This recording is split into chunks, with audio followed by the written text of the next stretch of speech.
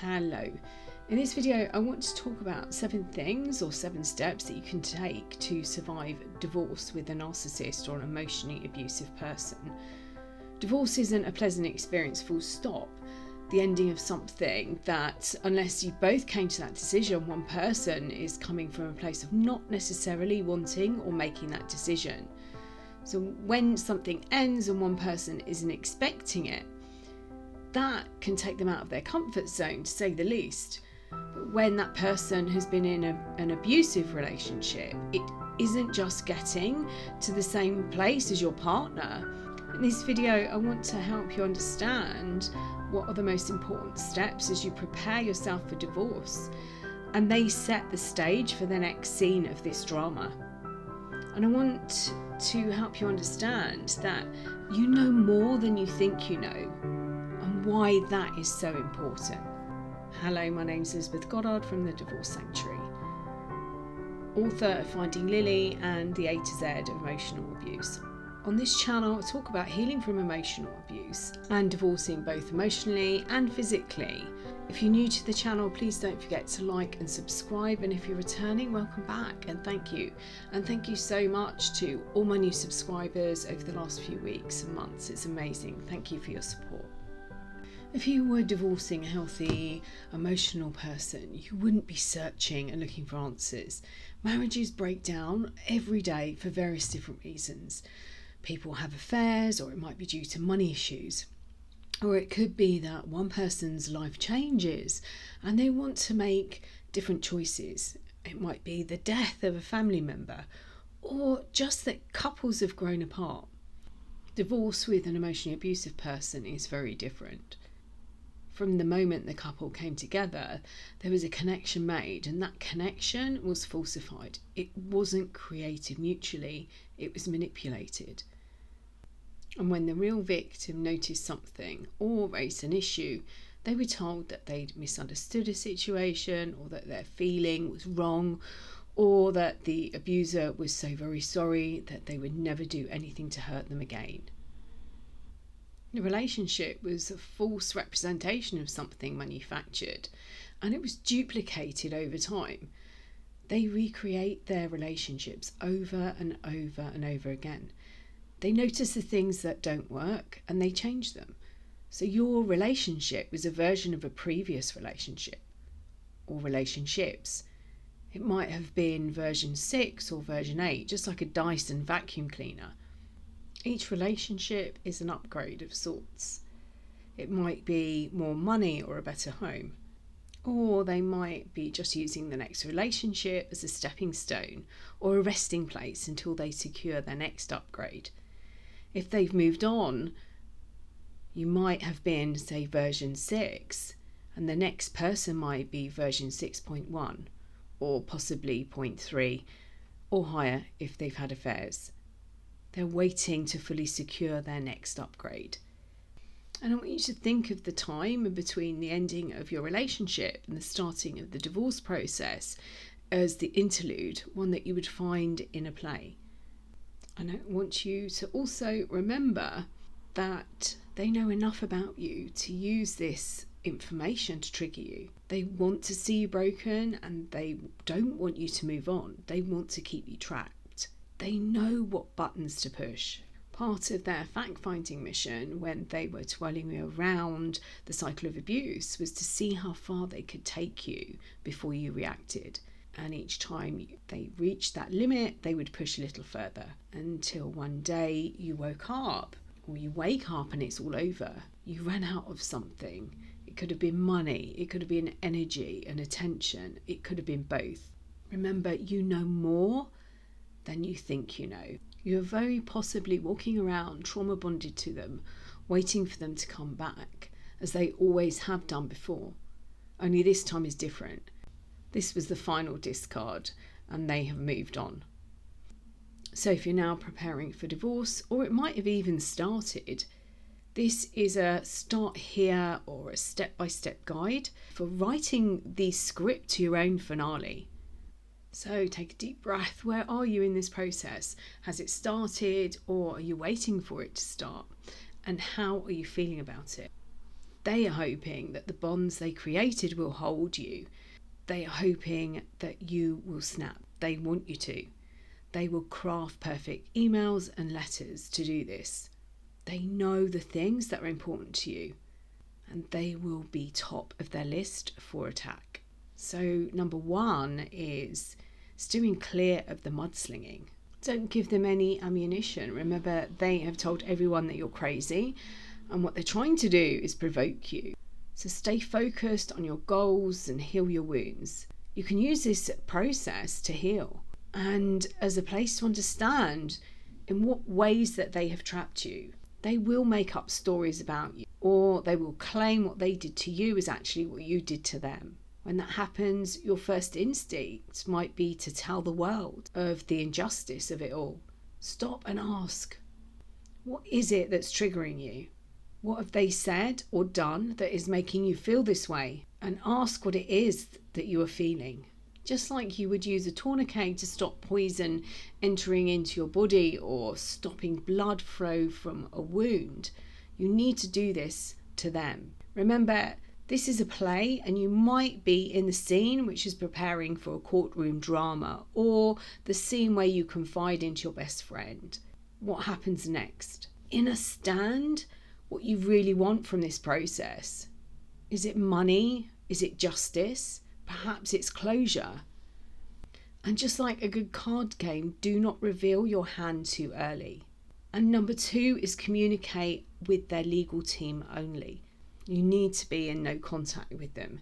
It can be really hard, particularly if you have children, but make sure all your communication regarding the divorce itself goes through your legal team or theirs, and try to avoid their attempts to hurt you and control you. Try to keep your conversations grey rock and nothing to do with custody or related to the divorce. Remember that they are fishermen or fisherwomen, and they reel people into their inner circle. They make them feel comfortable and safe, and then when they have what they want, they're discarded. As I said earlier, you know more than you know you know. You will remember their charm. You might even have part of you that would like to win them back or to hurt them in some way, in the way that they've hurt you. Let go of the need to win or the need for everything to be equal. They're not playing by those rules. They will be protecting themselves and everything that is theirs, or what they see as theirs. And they will be wanting to prove to everyone how crazy you are. Think back to the conversations you had about their crazy exes. Whose side did you take? You might have had a fleeting thought about this person and wondered what happened to them to make them behave in such a way. But did you, for one moment, believe you would be a crazy ex? Those stories that you heard are now being told about you. Behave more like an SAS commander or a Navy SEAL, quietly watching and observing and waiting for the moment to silently emerge. Document everything. Remember, in some cases, children are just another source of supply or a tool to punish you. I'll put a link to my video looking after children when the relationship breaks down and co-parenting with the emotional abuser in the description box below. If you find that you and your spouse need to continue to communicate, try using a service, an online service that can manage and document what's being said. Depending on how the negotiations work, depends whether it lands before a judge and goes to court. Well, that's the case in the UK. Check for your own country. Remember, you know more than you think you know. Make sure that you interview your legal team if you're appointing one. And take time to find the right fit for you. Make sure that they have experience with these personality types. And ask questions. Have they worked with narcissists?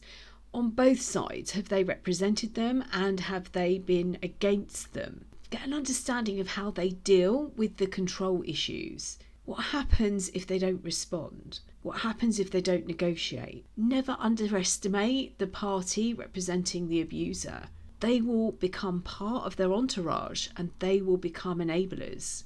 And number 4 is to anticipate their charms are going to work in the court. As I said, you know more than you know you know. So use the knowledge that you've built up to help you. Remember how they charmed you, or how they flirted with everybody around you, your friends, your family. or how they manage to get everybody to feel sorry for them with their childhood victim story. You fell for it. Don't expect that the courts or the court usher or the security guards aren't going to be taken in as well. You might have got to this point wondering why other people can't see what is going on, what they are doing, and frustration is at boiling point. Make sure you've divorced them emotionally before or during this process. If you need to scream, do go and let out some of these emotions that are building up inside you. Go and scream somewhere that's safe. Don't let that emotion out on a page. It might feel good in the moment, but once the reality sets in, you will regret everything, I promise. If you haven't healed the wounds or started to break the trauma bonds, then the need to let everyone know who they are will overspill into this process, and the crazy person that they've been telling everybody about is going to emerge.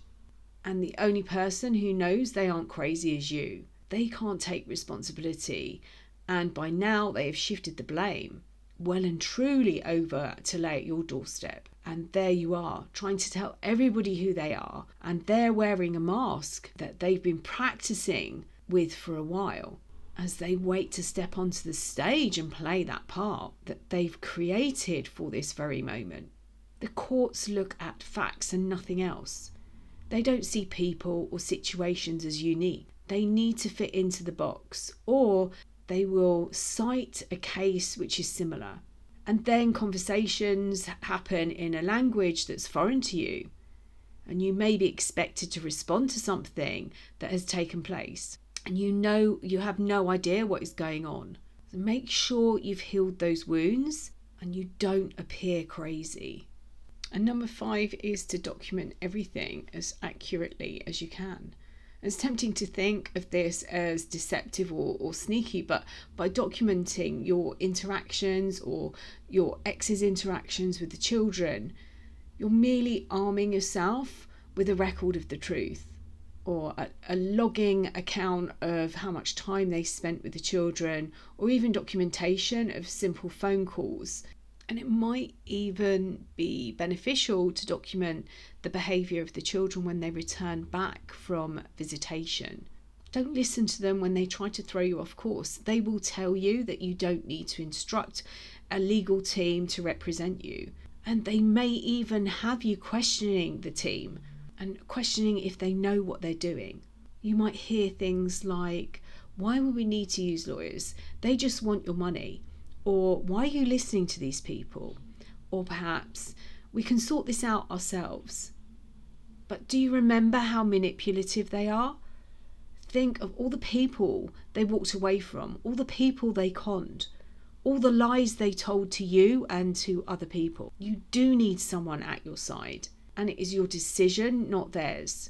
Their concern is more about what you are saying, what stories you are telling, which they will claim as lies. They're worried about how they can manipulate someone and control them when they will have no access to them. They will worry what influence the team have over you, and they will be worried about protecting their assets if they have any.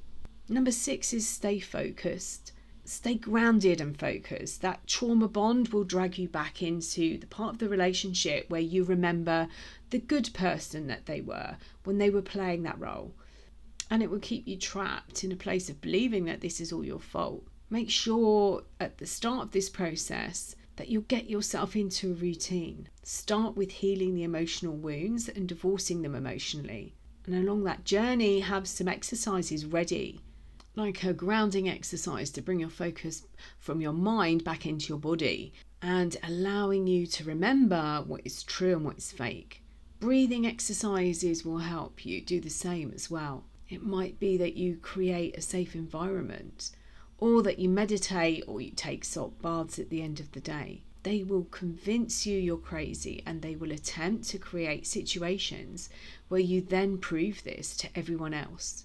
They will tell you your needs are outlandish, or that your perception of reality is simply wrong. When you are guided by your trauma bond, you may remember who they pretended to be, and you may feel sorry for them or believing their version of events. And ultimately, then agreeing to what they want, allowing them to control you again and control the divorce process. And number 7 is to unload your feelings on someone you trust or a group of people, but just be careful who. Friends and family will want the best for you, but they may not understand the damage the abuser caused. Also, make sure you are taking positive steps to heal. Constantly talking about it may cause you to stay trapped in that cycle. So make sure you're taking action. If you confide in friends and family, ask them to keep you accountable with your thinking and your actions. And be aware of vultures. Vultures at first seem kind and warm, and they want to help fix you. And they are happy to listen to your problems. But you may realise over time they give you advice, but you find they also need constant praise and attention, and that they are not as invested in you as you believe they were. And as you start to recover, they may challenge you, because really what they want is for you to stay trapped. So in the beginning, you will need to talk. Nothing makes sense and you're so confused, and you might be experiencing symptoms of complex post-traumatic stress disorder. Once your body has started to calm down, you need some deeper healing to ensure that you don't do this again. Find a tribe. You do need help understanding this is not your fault. Whatever you do, do not bury your emotions or ignore them. They could come out at the wrong place and time, causing all kinds of unexpected consequences. What I have noticed is there are 2 ways this goes. If you're ready and asking for a divorce, then they hold back. They will sit on paperwork and they will try and control the process. If you're still hurting and they see their chance, they will try and control it, trying to get you through this process. And before you realise what has happened, you've agreed and what you've agreed to. You know more than you think you know. Use the knowledge you have of them, the way they behave, the way you've seen them treat other people, to your advantage. Because that's exactly what they are going to be doing in manipulating you. I'm not saying you need to manipulate them, but what I'm saying is just use the knowledge you have. I hope you found this video useful. If you'd like to find out more about working with me, I'll put the details to my website below, along with the links to both my books, Finding Lily and the A to Z of Emotional Abuse.